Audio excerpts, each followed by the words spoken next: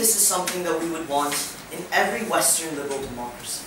But the reality is, when Stephen Harper is actively neglecting the fact that the majority of the population supports marijuana but still does not decriminalize it, when we see mass protests go unnoticed, we think that that principle is not being noticed either. And that's why, on our side of the House, we want to bring an end to this problem within democracies. And that's why, on our side of the House, we strongly support the implementation of liquid democracy via digital voting. So what do we really mean by this? Before I get onto that, I'm just going to signpost our 3 points. A, this idea about legitimacy. B, the principles of democracy. And C, which my laudable colleague will discuss, this idea about minorities. But really, how are we going to be implementing this motion? First of all, we're going to be implementing this within Western liberal democracies. Secondly, we're going to be putting this on a federal scale, so all the policies that are put on a federal scale are going to be voted for. We think the process of electing politicians is still going to be the same, right? We're going to have, elections however many years spaced apart. That's still going to be the same process. But the only thing that's going to be changed is how you vote on the policies that are being presented in whatever house that bills are presented. So people would have a separate vote that is separate from the election process, and what they can do with that vote is they can do 3 things. A, they can entrust this on someone else to vote for them on a bill, or to vote for a specific politician on that bill. They can either vote for a politician and keep on voting giving that vote to the politician, so that the politician can use that however many times until, or they can vote for the issue itself. They can change where they want to allocate the vote whenever they want to. So, for example, if I agree with a politician on the majority of cases, but for one case, let's say abortion, I can take away that vote from the politician and vote specifically on the issue myself, and I can give it them. That's really how the system would work. Additionally, we would have a short period in which they can change how they want to allocate that vote. It's up to countries how long they want to make that short period. Also, we would be doing this through government websites that would be very secure. We already, do online voting in some countries for people that are disabled or people that are overseas. This is something that isn't, impractical or anything.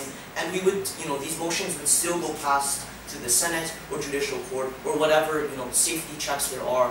We would only be affecting the process in which bills are actually made. So, let's get on to the first point about legitimacy. First of all, let's establish this fact that currently a lot of governments sometimes aren't accountable. Let's just give a couple examples from the very beginning. If we look at the Harper governments within Canada, what we see is that a huge percentage, like a huge majority, way over 50%, actually supports the decriminalization of marijuana within certain states, within certain provinces. Yet, Harper doesn't actually change the policy because he believes in the policies that he really wants to pass. So this is a clear sign of unaccountability. And if we look at the USA within the late 1900s, what we saw was Nixon was incredibly unaccountable to the people, and he still invaded Vietnam, and we saw catastrophic things come from that. So why is this the case where sometimes governments aren't accountable to the people? What we see is that when a government holds a majority of government, what happens is they can, pass policies as they wish, and often they have a lot of power, and since they have a majority, they can always pass the resolutions they really want to. And in that certain years period, the people have really no mechanisms to hold them accountable for those specific actions. And here's another issue. If people, really support the politician on the majority of issues, but yet there are a couple issues which they don't support in, they generally can't move to another politician, because in those case scenarios, although in the minority of issues which the previous politician agreed with would be solved with the new politician, the majority of issues that they agree with are now wrong. So often we see a large problem with accountability, and we think that they don't really respect the people's views often because they often really don't have a choice to move to another politician, or the majority of their views are compromised. Secondly, this idea about corruption and accountability. Sure. Would you give homophobics the choice or the vote to vote on gay laws? Yes, that's kind of implied with this motion that they would be allowed to. Okay, so right back to this motion. So what we see is politicians want power, right? That's why they run for office, that's why they want to get seats. But the difference is, within this motion, the power within the actual House of Commons or whatever is derived specifically from the people. So if they're doing something wrong, the people can change that vote and vote for a specific other politician, or they can vote on the issue themselves. So this means that politicians will actively be wanting to ensure that this is what the people want, this is what the people demand, and they will actively want to be accountable to the people so they can retain this power. This is exactly why we think our motion fixes this problem. So let's get into the second argument about the principles of democracy. So we think democracy has to have a balance between efficacy and a balance between representation and accountability. So let's look at the polar extremes and the thing in the middle that we call liquid democracy. So there's mainly three types that we could possibly have: indirect, liquid, and direct. Let's prove to you firstly why direct is just something that's not possible.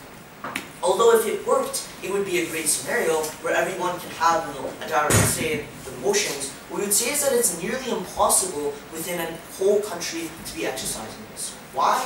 If we look at Athens, where they use this, it was very unpractical there, and it was just the same. When you look at a whole country, it's nearly impossible to have this. It may take a really long time for this, and we think it's incredibly ineffective. So let's look at the other two options: indirect or liquid. First of all, let's look at voting on these issues. As I said earlier, the problem with indirect is that although you may agree with the majority of the politicians' issues and their stances, there are a couple of stances that you might not agree with.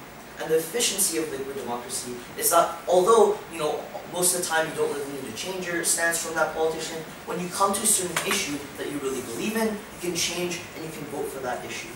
Additionally, let's look at freedom of speech within the indirect democracy.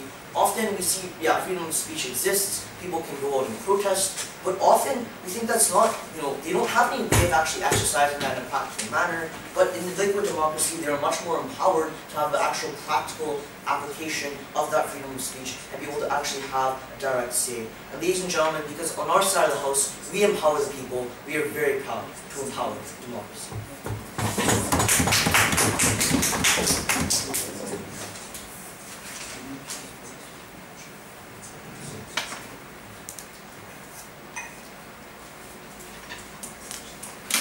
Okay, we'd like to call up the first speaker of opening opposition. You're here.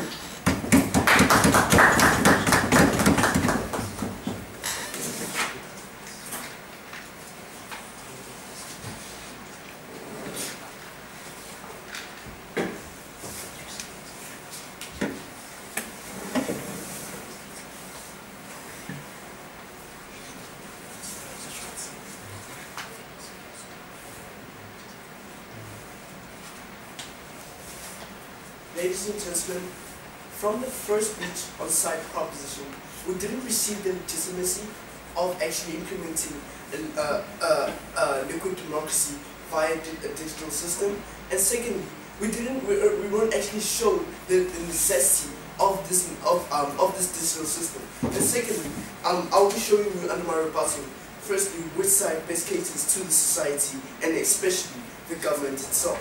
Now, I'll be looking at one major level under my rebuttal, which is basically accountability, which was what they brought up from side proposition. Now, under accountability, what they looked at was specifically the government as a whole. They said they have too much power, and secondly, politicians are too corrupt, ladies and gentlemen. But besides that, they also told us about this whole idea of these mechanisms not being able to hold governments accountable. First level.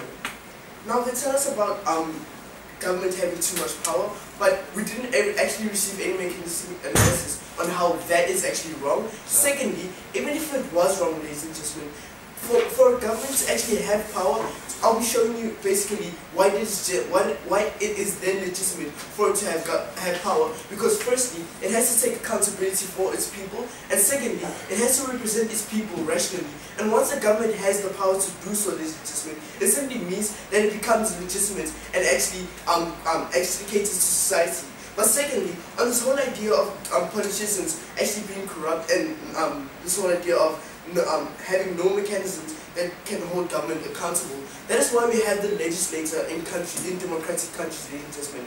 If a politician or somebody in the government makes a mistake or somebody in the government becomes corrupt, for example, in South Africa with Jacob Zuma where he built his house, government's money, he was held accountable and he was prosecuted. It simply means that once you do something wrong and once you become corrupt, the legislators within those countries actually make sure that you are prosecuted.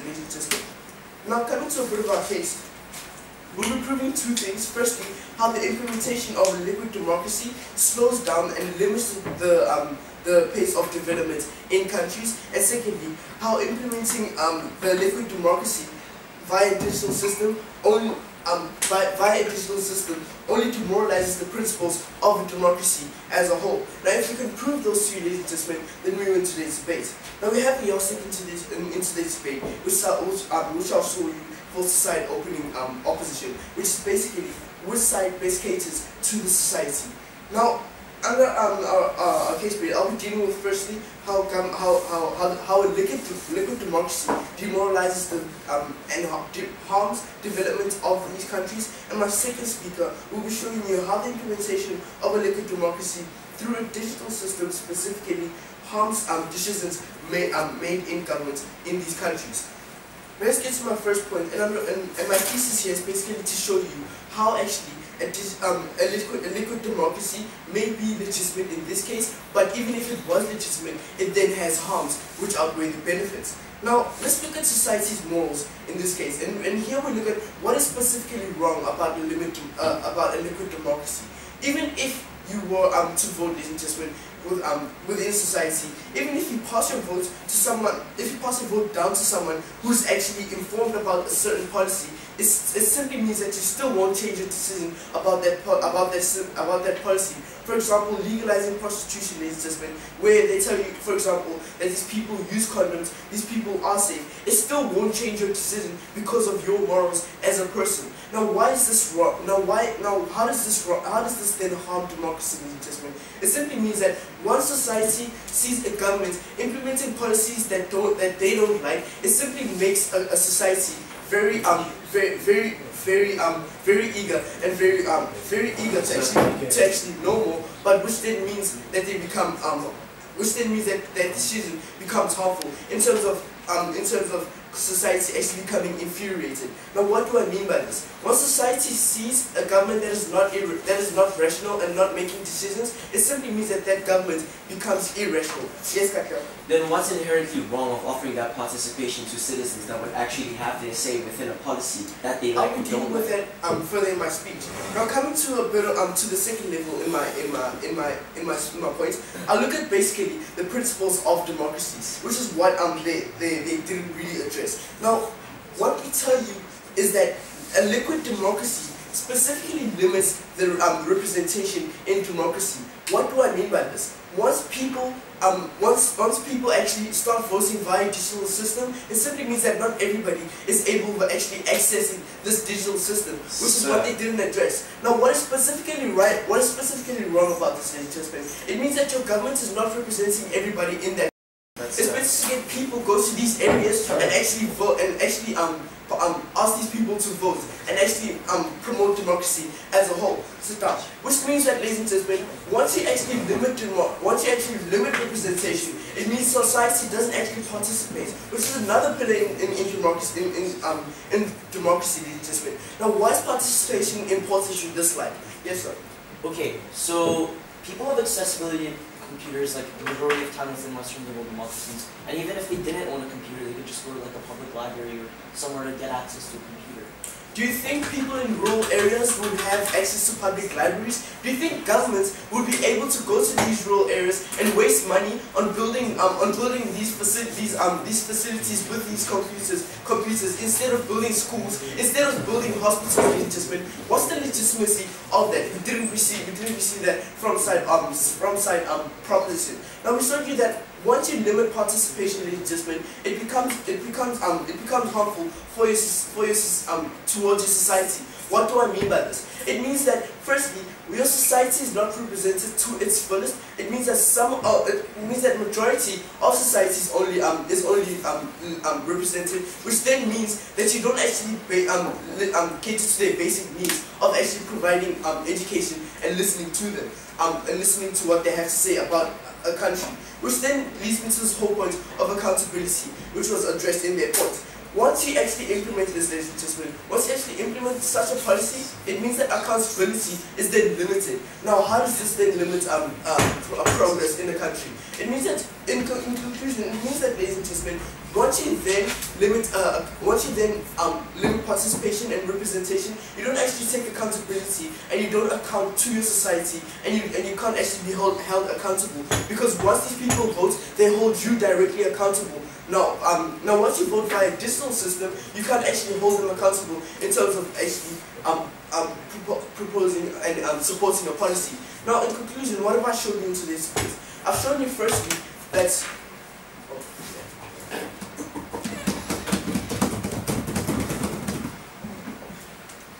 I would like to call up the second speaker of opening governments. You're here.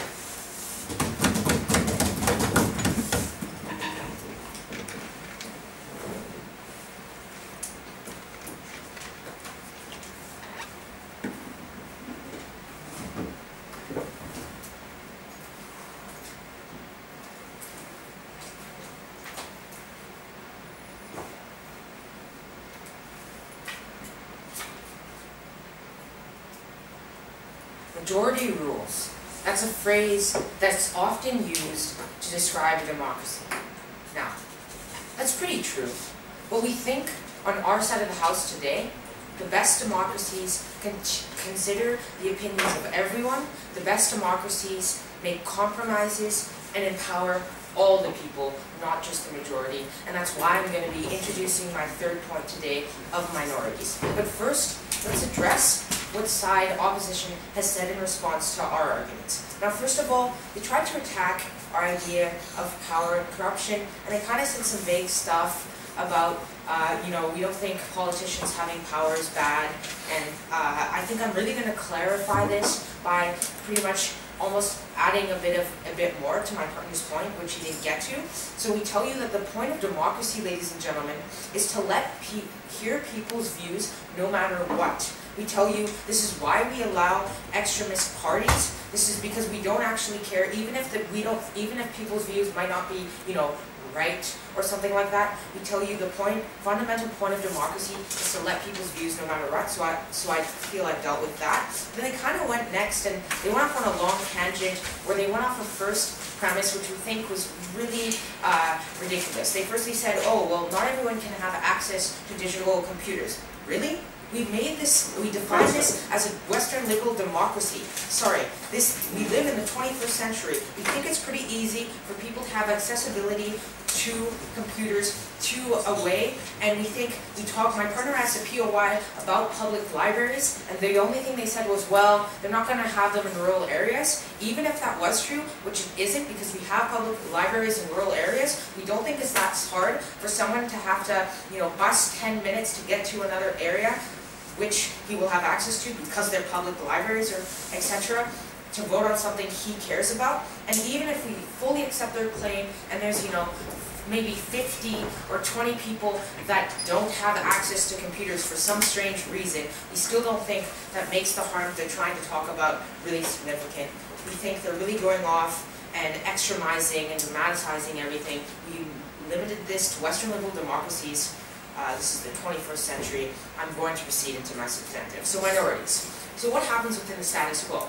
Well, we see that within the status quo, ladies and gentlemen, political parties that actually have power, that actually get seats, don't represent the minorities. We see that the only parties that really have, there's only, one, two, or maybe 3 or 4 parties at best, usually, in democracies that actually have power to pass bills that can actually represent the opinions of people. We think this isn't enough because there are more than just 4 different, general opinions on things. We think there are lots of minorities who don't have their views heard. We look at examples such as Aboriginals in Canada. I'll actually take you.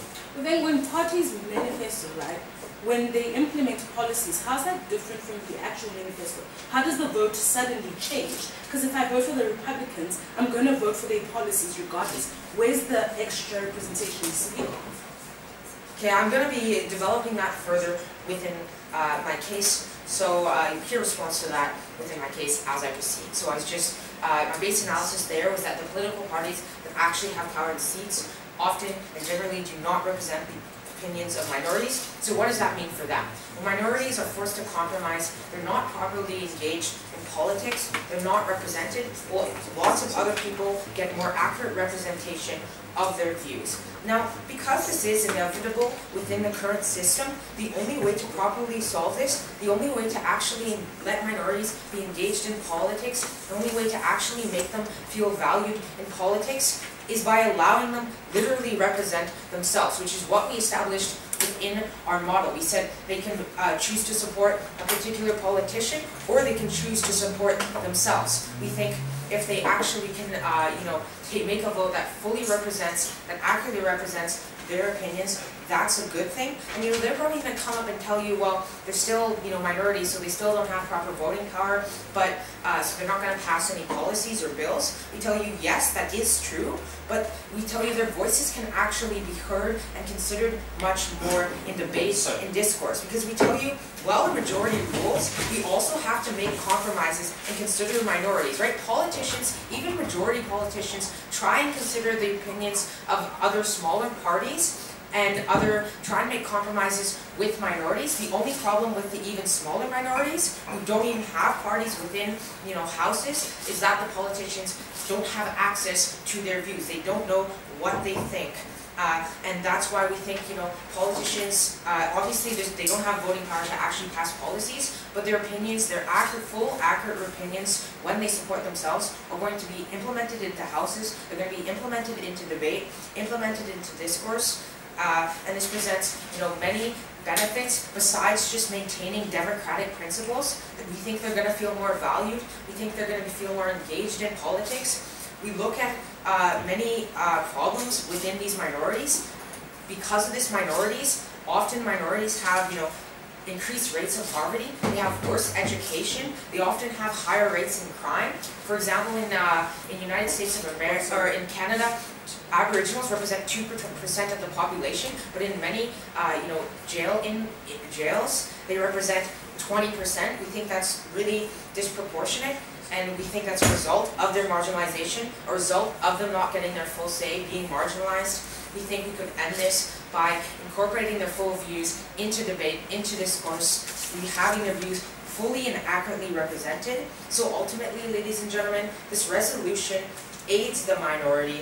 It improves democracies simply by following those principles, which is, thinking about compromising and thinking about the minorities, but it doesn't just end there, as I just talked about. It solves problems systematically within society that have these minorities being marginalized, having less opinions because they don't have their opinions heard.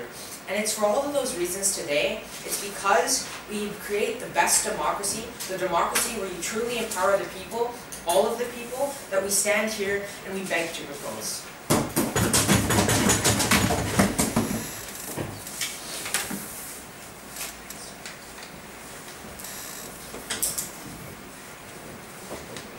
Okay, we'd like to call up the second speaker of opening opposition. Here.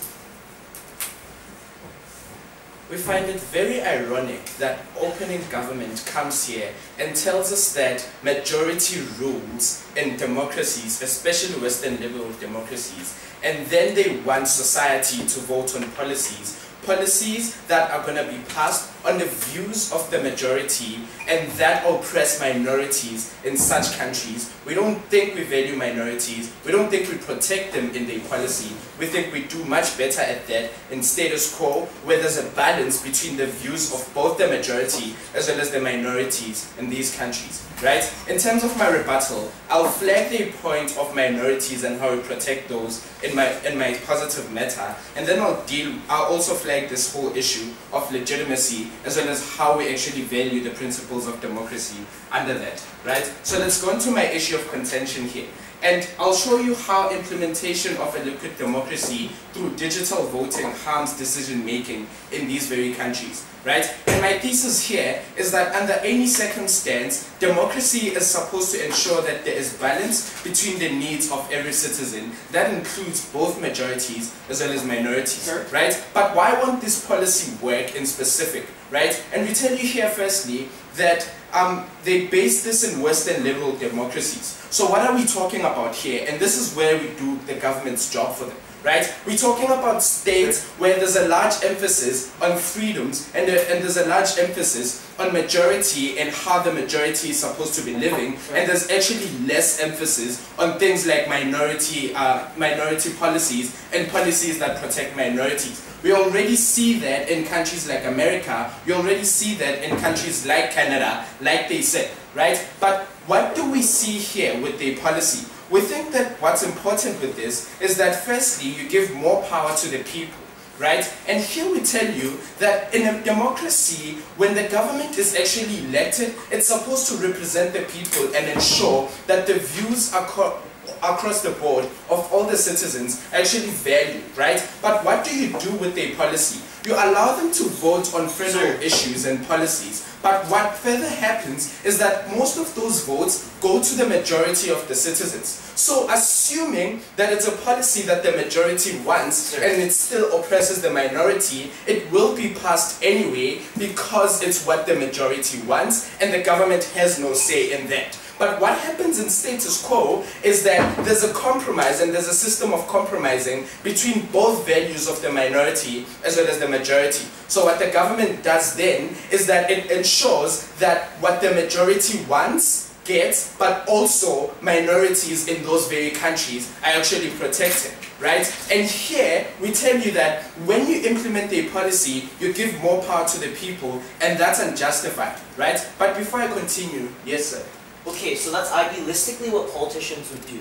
But politicians don't need to cater to the minority because all they need to get into power is the majority's votes. But they do anyway, and that is why they continue to get the votes that they do. But assuming that they didn't cater to those very minorities, they were supposed to show us how then those very minorities are valued more in a system where majority actually gets to vote and not the government on issues that affect the whole population, right? And here we tell you secondly that there's even less accountability, and here it directly clashes more with the matter, right? We tell you here that when a government in Western liberal democracies makes mistakes and policies that are unjustified in terms of the population, there's things like civil disobedience and there's things like protests. But when you actually give that power to the people and someone is harmed within the country, there's no one to hold accountable besides the majority. But in most cases, the minorities will not hold the majority of the citizens accountable here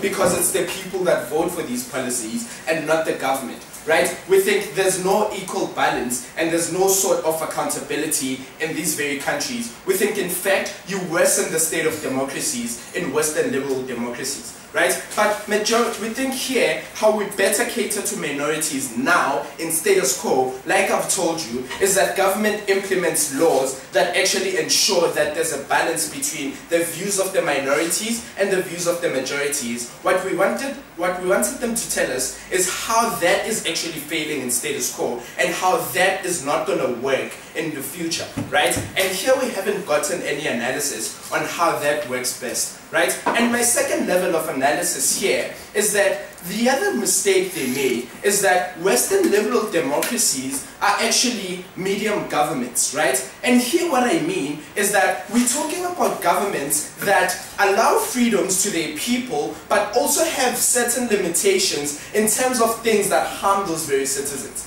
And here we tell you that when the majority votes, there's a harm, a distinct harm that's always going to come to minorities. And that is what a government is not supposed to do. We tell you here that there's supposed to be some sort of balance, and that is why there's limitations as to the powers granted by the people, by the government themselves. We allow freedoms to certain freedoms to people of the country, but we also limit them in terms of things that harm them. Sure. And that is what Western liberal democracies are based on, right? What we needed them to tell us is why we should actually not abide by this principle, and why we should actually discard that within status quo.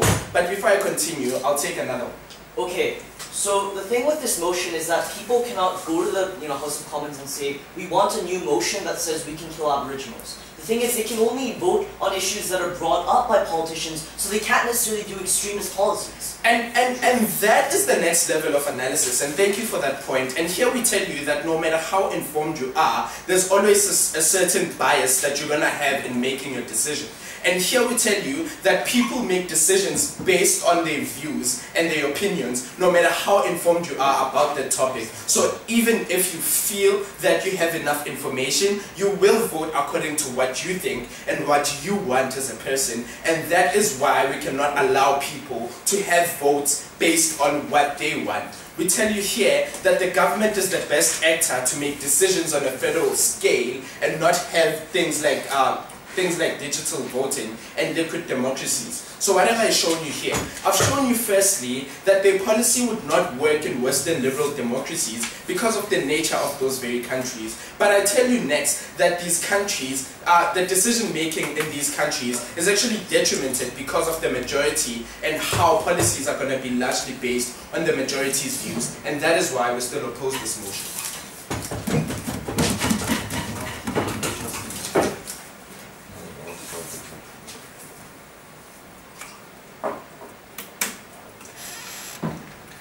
Okay, we'd like to call up the first speaker of Closing Government. Here.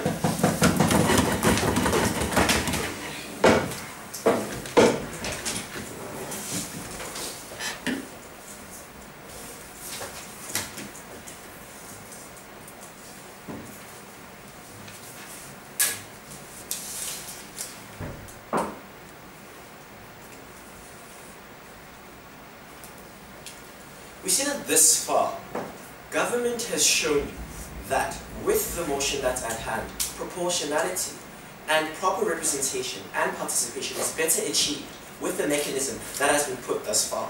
We see that what they've actually shown us thus far is that minorities actually have better participation within democracies themselves, and they can actively participate within policies that can be passed. But what closing government actually brings to the House is we'll be showing you how the balance is actually better achieved with digital voting and how participation is actually improved with the use of digital voting. So now let's deal with what we've seen so far from opening opposition. So now we have this idea that the general idea that came from opening opposition is that people inherently have too much power. And the fact that majority of laws that exist within status quo are passed by the majority, and it's actually passed with compromise. So now what we see that what they haven't addressed is the fact that two things. Governments themselves could actually pass laws that society, like a society in its entirety, does not support themselves. And secondly, that they don't support themselves. But then secondly, that even with majority actually supporting a law, that law inherently is not an incorrect law. We feel as though that laws that are actually passed are not extremist and wouldn't actually harm the masses within society. We feel as though that the laws that are actually proposed by governments are actually somewhat beneficial to society. So now we deal with this idea that came up in the second speech, which was the idea of incorrect proportion. But I'll flag this within my speech as my matter directly clashes with that issue here. So now let me get into my issue of contention. We see that my thesis under here is that liquid democracy provides for proper representation, and digital voting best uphold participation. So now we look at accessibility. We tell you as side closing government that accessibility is actually better achieved via digital voting. We see that furthers participation simply because more and more citizens can actually gain access into voting and getting more involved within the voting itself. But what we see is that the most important part about this mechanism of actually voting is that what we consider important in closing government is that having everyone participate. We see that the nature of elections in and of itself, like once a certain party or once a certain person actually comes into power, what happens here is that people who are actually against this very power don't actually participate within the democracy anymore. And we feel that that's and we feel, ladies and gentlemen, that that's not a proper democracy, because we want each and every single individual to actually gain some sort of access, not taken. So how's that better achieved on our end? What we see is that, say for example, with in 2008 in the United States, where there was the elections between, like where there was the large race between Obama and McCain, what we see here is that once Obama actually got into power, see that a lot of McCain supporters actually refrained from actually taking part into surveys, referendums regarding issues that actually concern them. So what happened here is that we inherently felt that, ladies and gentlemen, because they felt that they had no influence, they had no influence on what laws Obama passed, they actually took a step backward. They took a step backwards, and they couldn't actually inherently get involved themselves. What happens with this digital voting on laws themselves? What happens here is that even those people that didn't actually vote for Obama, they can actually get involved in the voting themselves. So how is this actually practical? What we see here is that within people who actually support Obama, we think that they themselves as a party don't support each and every single law that they might pass under that very certain rule. What does that mean? This inherently means that within society there are certain laws that the majority supports, but then there are others that they don't. We take into account issues like South Africa in and of itself, where the ruling party, the ANC, actually introduced e-tolls. See that no one within South Africa supports that system, but then we see that's what the majority said. They wanted to represent their views, but then they actually passed laws that the majority did not support themselves. What happens in an instance like that with digital voting? I'll actually take in a moment. Within digital voting, what happens here is that even with the majority that voted for representation, and that very representation do not reflect the views of that very majority, they can actually have some sort of influence over what they would like to see, over what concerns them, over how they would actually participate better. Yes, BK. So please tell us how then these people's decisions are then changed into rational decisions that work in the best interest. Two reasons. We tell you, one, the laws that are actually passed are not inherently terrible and ridiculous laws. So we think whatever decision they make is actually a good decision. That's the reason why it is actually proposed in the first place. That's why we get people to involve, because any decision is a good decision. We tell you that secondly, even after the law has actually been passed, we tell you that the majority of people who would actually get that law passed, it actually does get compromised. Like you guys said that even majorities to pass on a law, they either pass on a law, they would actually accept that law and compromise to support that minority. We did at no point get that analysis as to how this would change when dealing with this method of voting, not taking. So now we look at my second level here as to how representation is actually still achieved even with our model, and this actually clashes with Sean's major matter. So what happens here is that he tells us that under this entire issue, he tells us that even with these laws that would actually be passed within society, that the minorities are not catered to because you give society too much power. We see that within this response, we actually showed you that policies themselves that are actually passed from these government themselves aren't inherently wrong. Even if they were wrong, we tell you that they're better. We tell you that they're better tackled within our mechanism of actually dealing with things, simply because they actually get to have some sort of say within it. What we tell you here is that governments themselves are the ones with too much power, not society. Because when we tell you that when government actually passes these very laws, society themselves do not get active participation. Because once the voting is through, and once the person is placed in power, it's inherently over for society. And the reason why I tell you this is simply because once that person's actually been placed in power, laws get passed, and that's the end of it. Society has to suck up and actually change with it once they actually get to the next elections. I mean, opening government clearly showed you that several issues of discourse, like whether we actually have strikes, demonstrations, are not necessarily taken into account. We look into issues like America, where marijuana is only legalized within California in and of itself. What happens here, ladies and gentlemen, is that they need to cater to the majority. And even though, ladies and gentlemen, the majority themselves might actually have that more power, we feel as though that very discourse that exists, ladies and gentlemen, where they could actually have some sort of active change, actually promotes for a better democracy. So we did not receive analysis as to this far how that very majority obtaining power, which is not that inherently different from status quo, actually harms the progress of democracy. We said size closing government tells you that within a democracy, having people getting directly involved and actually allowing for them to actually have some sort of change, where majority could actually work on a certain law and have that compromise for minorities, is best for democracy. Closing government and government in its entirety stands for this motion and tells you that that promotes better democracy. Thank you.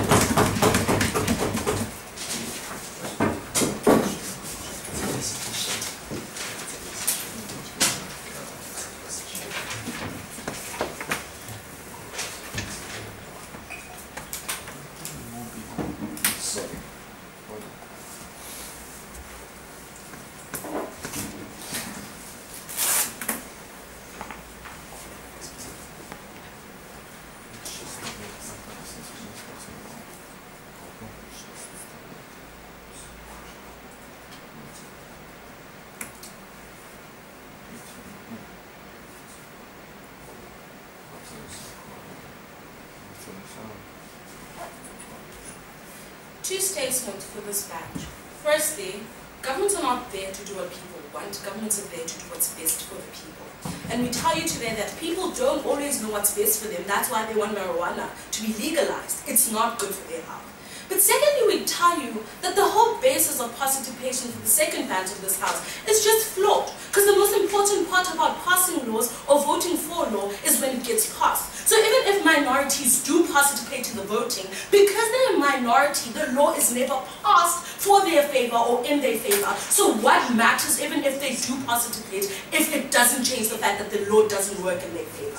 First idea that I'm going to rebut from the side of the House is this idea of participation. And the only thing they really talked about in their whole speech is that we want minorities to participate, right? And we tell you today that it's not fair to use minorities as a means to an end to dictate that your democracy is a true democracy.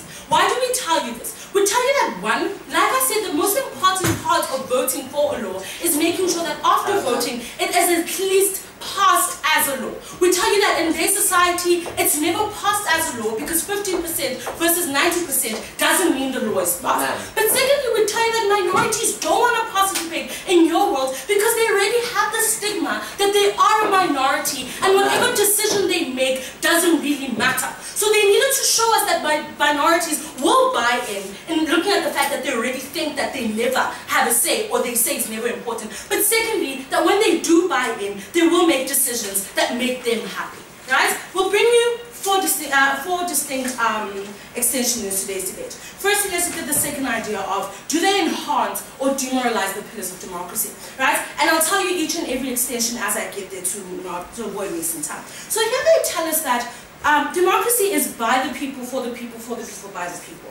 And here we give you a little twist. We tell you that democracy is by the people who voted for the people, who were voted in by the people. So here we tell you that when you vote for a politician, that is in itself a person who represents you. They didn't show us what's the inherent harm of having someone else represent you, except for the fact that, one, people are not accountable. Well, we give you 4 pillars of response here. We tell you that, one, people are accountable because of ministerial judging. So when a person implements a policy, they're held accountable during debates in the parliament on the first level. That is in itself accountability. But we tell you that they're furthermore accountable because the media is a watchdog of every democracy. So we tell you here that when a person implements a law that is oppressive, they're judged and they're scrutinized by the media. That in itself is an incentive for these people not to make oppressive laws. But we tell you again, in the last idea, is that just because a person thinks that they're right, it doesn't mean that they're right. And we needed to know why everybody's view is always right from the side of the house. We think implementing marijuana and making it legal means we harm people in terms of healthcare and in terms of burdening the healthcare. We didn't know why we should value certain things that people view. We just didn't get that analysis. But in conclusion, we think accountability does exist because of the rule of law. We think people that commit heinous crimes or people that harm people in parliament are held accountable by the rule of law, because that's how you have legislative bodies to hold them accountable. No one is above the law. So we needed to know exactly why the current system is failing in terms of holding people accountable. Now taken. But lastly, they tell us about representation, right? And we tell you here, they didn't tell us why politicians and public servants are not enough of a representation. We just didn't get why that's the case. But we tell you that even if they did want representation, the minority is never represented. Because the reason or the debates that come around or motions that come out of parliament are based on the party that is ruling. And because the party that is ruling has the majority of society, that law will be passed regardless of what minorities say. So if you do want representation in a liquid democracy, it then becomes a representation, which means this is not a true democracy, right? But lastly, participation. And here we tell you, they didn't tell us why voting on a local as well as in terms of voting for the mayor and voting for the president is just not enough. Because we tell you that the reason why the social contract theory does exist is so we limit people's rights in some cases because we think we know what's best for them. We didn't understand why it's not okay to limit people's freedom, because we can tell you now that people harm themselves all the time. Why should we allow them to do that? And we tell you that if we do allow for their policy, we allow for disproportionate democracy, because people have so much different views and different ideologies. to an extent where if you were to give everyone a choice, there'd be so much different views that you break and you dismantle the system of policy making, which is my second point of this idea of how digital voting cripples policy making. And there are two ideas here. We tell you firstly that when you do give power to society, you give power to society in some cases for the wrong reasons. For example, I asked in my POI, would you allow homophobics to vote on gay laws? And he would tell you that yes, he said he'd do it. But the problem here is that what if homophobics in this situation are the majority? Does that mean people that are gay are going to be oppressed? Do we accept the oppression of other people just because majority likes it, just because majority stands for it? We needed to know why it's okay to deprive people that are minority groups from their rights just because majority makes the right decision in their world. But secondly, we're telling the second level that some policies are so technical that people don't know how to make decisions on them, especially in minorities that are uneducated. For example, fiscal policy, right? So we tell you that already they don't have a basis of education, and now you're telling them to vote on a fiscal policy, which is even more complicated than basic education. What does that do? It prolongs the system. So they might come up and tell us that fiscal, this policy that they're implementing is not mutually exclusive from education. But how long does it take to educate a person who has never been in school before, a person who's been poverty-stricken about fiscal policy? That one harms the functionality of the economy, two harms the functionality of the country as a whole. We needed to know that the people that are going to be making the decisions won't prolong the decision making. Because we think fiscal policy is important because it caters to the immediate needs of the economy, and we just didn't get how that would happen. But that idea, which is this idea how you further disenfranchise marginalized minorities. And here we tell you that because you're allowed to delegate your vote, it could mean you're allowed to sell your vote, which means this is a rigged system. You only widen the gap between the rich and the poor, because people that are rich and legit in society have the right to lobby and so forth. And immediately you give poor people the right to sell their vote, it means rich people can buy that vote. It means there's a disproportionate representation, because the rich always make votes on what makes them happy, and the poor just don't care about the voting system. We think this is detrimental because it's not a true democracy, and you further marginalize groups that are poor because you allow rich people to coerce them into selling their votes. You allow poor people to coerce them into giving away their vote. Where's the true democracy in that? Thank you.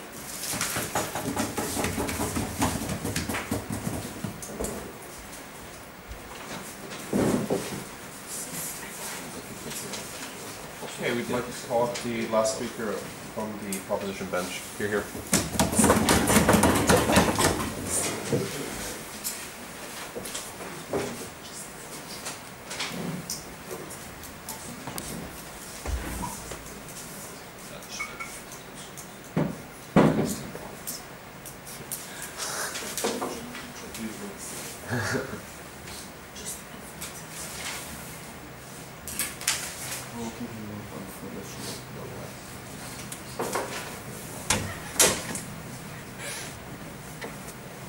Opposition is in a dream world.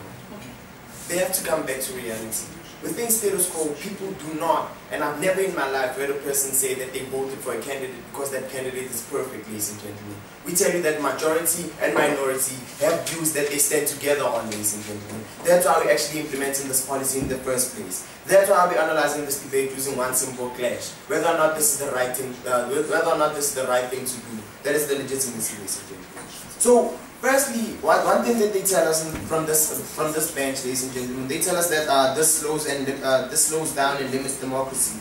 Firstly, we do not get how this actually limits development and how this actually slows down development, ladies and gentlemen. Of which, from the opening government, we've shown you how this actually increases democracy, the development, ladies and gentlemen. We've shown you how it actually increases, it accelerates the development within countries, ladies and gentlemen. They didn't actually show us how we actually slow that down. They didn't actually show us how we actually limit that, ladies and gentlemen. They didn't actually show us why it's actually wrong to actually limit the development of other countries. That's why we actually limited this to Western federal democracies, ladies and gentlemen. Countries like the USA, that's okay to limit the development of those countries because they already developed. They have to show us why that's actually wrong, ladies and gentlemen. Secondly, they give us a contradiction under this. So they tell us that society is not always happy about policies implemented. That's why we implemented this policy in the first place. We are allowing for society to actually we are allowing for society to actually give out their views. We actually allow for society to have policies that are passed because there are certain policies that they don't actually like and that they don't actually feel happy about, ladies and gentlemen. They actually told us that democracy is about giving back to society and actually making sure that society gets what they need, ladies and gentlemen. Therefore, we tell you that people in rural areas are people that don't actually get what they need, ladies and gentlemen, because of the policies that are passed within status quo. That's actually wrong. We're actually allowing for these people to actually have what they want and actually get direct accountability. And with accountability, I'll deal with that within my second level. Then they tell us that people within rural areas won't actually get the access to using the internet for voting. Firstly, we tell you that those people don't actually have voting stations within those rural areas. They actually go to urban areas to go and vote. Therefore, it simply means that they're actually scrutinized to actually go and vote in those urban areas, even if it means going to use the internet, ladies and gentlemen. They have to show us how these people won't actually go to urban areas to vote using the internet. That's why that doesn't actually stand within this policy, ladies and gentlemen. Within their council policy, even though we didn't actually get one. So secondly, they tell us that we actually limit participation. Firstly, we tell you that they didn't actually show us how we actually limit participation. Within status quo, we've shown you that within status quo, participation is actually limited because the majority rules, ladies and gentlemen. But we tell you that even though majority rules, ladies and gentlemen, it shows that if we implement this policy, minorities' views will be actually taken into consideration. Therefore, policies that minority actually wants will be actually passed, ladies and gentlemen. It will depend on the percentage, ladies and gentlemen. Even if it means that minority will actually have 51% of that policy, that means that that policy will actually pass, ladies and gentlemen. That's why they actually brought up this whole idea of accountability. Under this, we tell you that I'm not taken. Under this, we tell you that the votings of the candidates will still happen. Therefore, in order for those policies to actually pass, the candidate has to have the veto. That simply means that that candidate that actually made that policy pass will actually be held directly accountable. That's to show us why that candidate won't be actually held directly accountable. I'll take you in a moment, Sean. So, the other thing that they tell us, ladies and gentlemen, they tell us that it demoralizes the principles of democracy. Firstly, we don't know how we actually demoralize the principles of democracy. Firstly, we show you that we actually maximizing citizenship participation. Secondly, we're maximizing accountability. And lastly, we actually maximizing representation. Yeah, but before I go any further, apart from the fact that your issue on the candidate having veto is late and unstrategic, tell us how then that is so different from status quo that it actually calls for the implementation of the policy. It's only that it's different because society doesn't actually vote for the candidate because the candidate actually passes the laws that cater for them, ladies and gentlemen. We tell you that within status quo, people vote for a certain candidate because they have certain laws that they actually need and that are actually much more beneficial to them. But within status quo, we tell you that minority isn't catered for, ladies and gentlemen. That's why we want minority to be catered for. That's why we actually want minorities' views to be given to government, ladies and gentlemen. That's to show us why how our policy doesn't actually do that. They're to show us why it's actually wrong, ladies and gentlemen. But moreover, they're to show us why it's actually unjustified. So the other thing that they tell us ladies and gentlemen, that they ask us a question under this, which is what then happens when people like homophobics are majority. We tell you that even if that's the case, majority rules. That's what majority actually wants. Even if that's wrong, ladies and gentlemen, what's the reason for these countries to actually have democracy? Democracy is for people to actually have the same policies that actually cater for them to be carried out, to pass, ladies and gentlemen. They have to show us why it's actually wrong to cater for majority, ladies and gentlemen. We tell you that even if it harms a minority, it benefits majority. Therefore, democracy is actually maximized. We don't see how democracy democracy is actually perfect, and we don't actually see how people, we don't actually see how the policies within status quo are actually perfect. So the other thing they can tell us is how is accountability achieved. Under this, they tell us about within status quo scrutiny, about this whole idea of scrutiny by media within status quo. We tell you that even if that's the case, scrutiny within status quo by the media, it simply means that those people actually campaign, ladies and gentlemen. Therefore, those parties like in South Africa, the parties that actually campaign, ladies and gentlemen, but we simply tell you that like in places like South Africa, we tell you that there are good leaders from the DA, but people mostly vote for the ANC because of the policies that the ANC stand for. But they don't actually want the president, ladies and gentlemen. Therefore, it simply means that they actually implement other policies that the president doesn't actually implement for them. They have to tell us why it's actually wrong to cater to majority. And that's why we tell you that even if they show us within their last speech, don't actually win this debate. And that's why the side proposition actually takes this debate. Thank you. Okay, I'd like to call up the closing speaker of opposition as well as the closing speaker of this debate as a whole. You're here.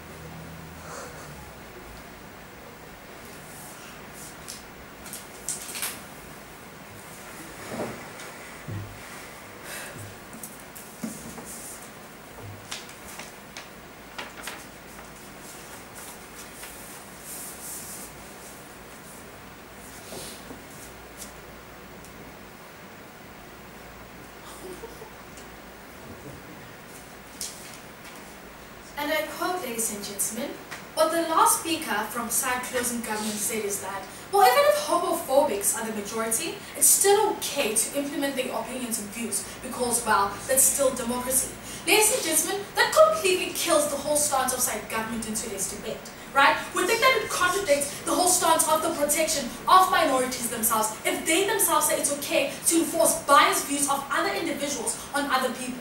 We think that that contradicts the stance of democracy that they hold in today's debate. But more than that, ladies and gentlemen, we tell you that side government's fundamental problem in today's debate was simply just two things. One, government's legitimacy in policy making within these very same Western democracies, and lastly, the fact that people have limited participation. But we then show you as side closing opposition that their policy themselves only exacerbates or rather creates the very same problems that they themselves actually trying to eradicate in today's debate. And that's why I'll be analyzing today's debate using these two simple questions.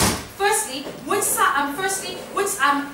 then show you how their policies and stance in today's debate hinder the development and protection of democracy in these Western democracies and in these very same Western democracies, right? So on that point, ladies and gentlemen, we think that we need to evaluate between the two, which is simply which side best develops the principles of democracy within these very same Western democracies, right? So under this, we look at this whole idea of participation, right? So ladies and gentlemen, what side government then tells us under this point is that while we want to give people the power to actually make their own or rather enact their own decisions, because while people are actually deprived of this in status quo, and that's not democracy.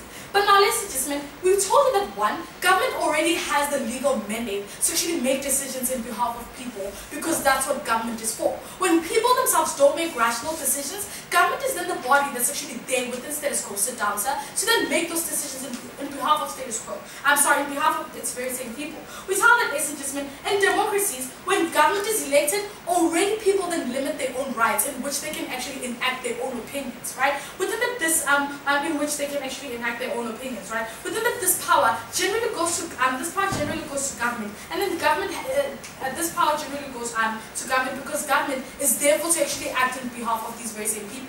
What does this then tell us, ladies and gentlemen? It tells us that already, regardless, power that the very same power that they want to give to people in status quo is already limited within the principle of democracy within itself. Secondly, we told you already that people are diverse and have these diverse opinions, right? So what does this then mean, ladies and gentlemen? It tells us that it actually proves to us that this is the very same reason why government's implementations aim to keep a balance, right? So these are the very same reasons why this very same government is actually elected by the people. But more than that, ladies and gentlemen, we look at this whole idea of the legitimacy of government within itself, right? So this is what Providence tells us, right? And this is side government's fundamental problem. So ladies and gentlemen, we tell that one, we can only say that government, proposition only says that government is legitimate based on the fact that government doesn't implement the policies that the very same people want. But this is exactly what we tell you about the social contract. That when people want policies that are harmful to their very same selves, that government is the legal body accountable for these very same people. That's why government has the legal mandate and the rational mandate, ladies and gentlemen, to actually implement decisions that are better for the people on their behalf. This is what makes democracies effective. And when they give people power regardless, that they don't tell us how they themselves hold these very same people accountable if the very same policies that they want government to implement are therefore harmful to them. This is not democracy, ladies and gentlemen, and that's why they fail in that line. But more than that, ladies and gentlemen, we then look at how this then disenfranchises minorities within today's debate, right? So it's how that, ladies and gentlemen, with the very same policy implemented by by-side government as a whole in today's debate, we tell that it only disenfranchises disenfranchises these minorities of their very same diplomatic rights, right, or other democratic rights. What we then mean by this, ladies and gentlemen? Within that, with Proposition's policy, one, they themselves limit minority. They themselves, ladies and gentlemen, firstly limit minorities' voices. How so? We tell that, ladies and gentlemen, in the cases of in the cases of minority, we tell that, ladies and gentlemen, we tell that in the cases of minority, we tell that the only body, we tell that in cases of policy making, the only body that is more likely to be actively involved in these very same decisions are basically the legit class, or rather upper class, right? Our upper class. These are people who are mainly focusing on business related policies and who are actively partaking in that. So what does this then mean? Because firstly, minority is not catered to at the end of the day by side government, right, within their policy. Within that, what this then incentivizes is that because these people already don't have any incentive to act within their policy, we saw that already these very same minorities are then disenfranchised when these very same people can actually buy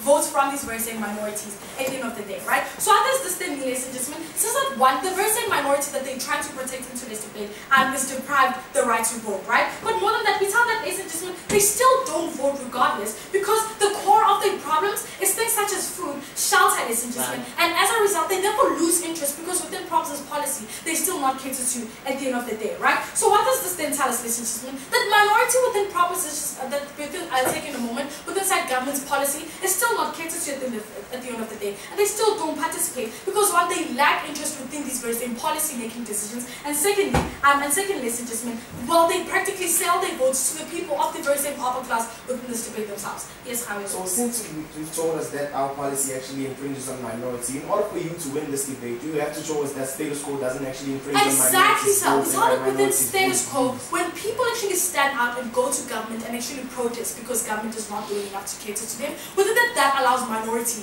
and that actually gives minority a vote. But with your policy, within that minorities can easily just sell their votes because, well, they're still not catered to at the end of the day. Within that, with status quo, that's actually a better and much more effective way for minority to actually get their voices heard at the end of the day, right? But then lastly, ladies and gentlemen, we look at the inefficacy of Proposition's policy in today's debate, right? So firstly, we think that what side government didn't address is to actually give us any mechanistic analysis as to how just clicking a button suddenly makes government effective within these very same countries, right? But more than that, they didn't tell us how this then incentivizes minorities to therefore act and actually utilize their very same democratic rights at the end of the day. And because of this messagism, we tell that they are the people who actually harm the functionality of democracies when they allow people to dictate the right to vote of the very same minority. Thank you.